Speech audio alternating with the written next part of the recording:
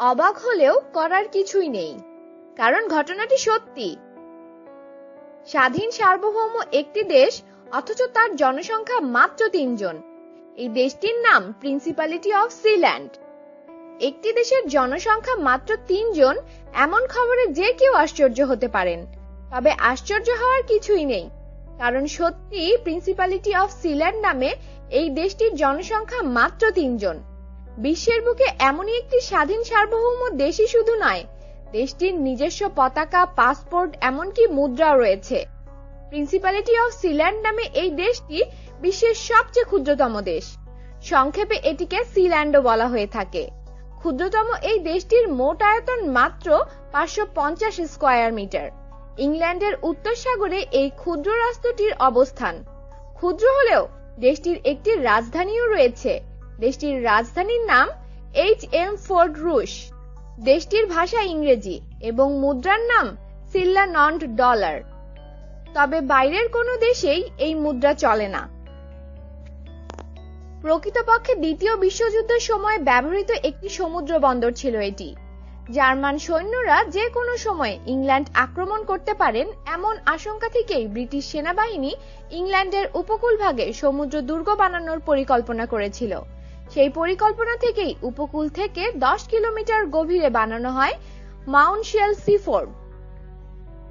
এখান থেকেই মূলত শত্রু যুদ্ধ জাহাজগুলোর উপর নজরদারি হতো। প্রয়োজনে শত্রু জাহাজে আক্রমণ পরিচালনার কাজও চালানো হতো। দ্বিতীয় বিশ্বযুদ্ধ শেষ হলে অন্যান্য অসংখ্য দুর্গের সঙ্গে ব্রিটিশ সেনাবাহিনীও এটাকে পরিত্যক্ত ঘোষণা করেছিল।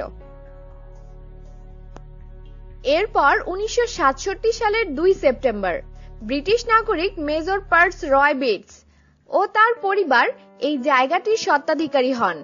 তারপর তারা এটাকে একটি স্বাধীন মাইক্রো রাষ্ট্র হিসেবে ঘোষণা করেন। পৃথিবীর কোনো দেশ এখনো সিল্যান্ডকে স্বীকৃতি না দিলেও কেউ তাদের বিরোধিতাও করেনি। মোট জনসংখ্যার 3 জনই বিটস পরিবারের সদস্য।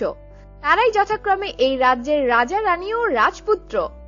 অদ্ভুত এই দেশটি কিন্তু সাগরের উপরেই ভাসমান।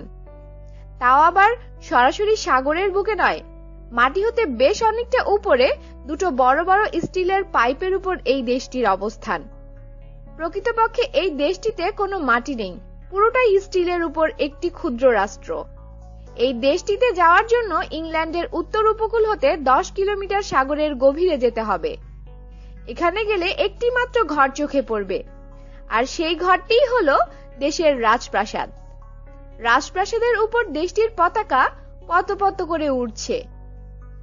কি অদ্ভুত এক ক্ষুদ্র দেশ।